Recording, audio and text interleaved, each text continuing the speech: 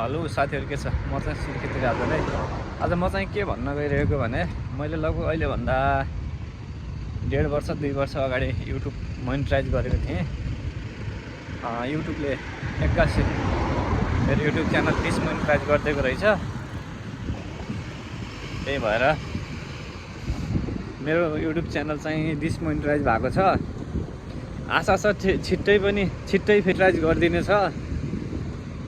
पहिले मोनिटाइज गर्नको लागि चाहिँ बहुत गाह्रो भएको थियो के, सब्सक्राइब पुर्याउनलाई, वाच टाइम पुर्याउनलाई एकदम धेरै समय लागेको थियो के।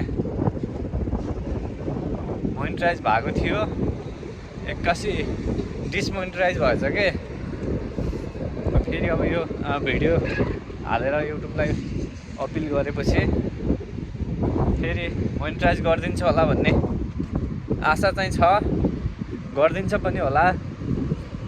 अहिले चाहिँ यसो एकछिन म बाहिर जान लाग्यो। यहाँ चाहिँ टक्कै यो रातो बत्ती बलिरहेछ, रातो बत्ती बोलेको बेला हिँड्न मिल्दैन। त्यही भएर यसो यहाँ एकछिन उभिने आशा छ। छिट्टै युट्युबले आइडी फेरि मोनिटाइज गरिदिनेछ भन्ने। 81 डिसमोनिटाइज भइदियो क्या मेरो आइडी। ठिकै छ, केही गल्तीले डिसमोनिटाइज भएको रहेछ भने पनि युट्युबले यही भिडियो मार्फत फेरि मोनिटाइज गरिदिनेछ भन्ने पूर्ण आशामा छु ल म।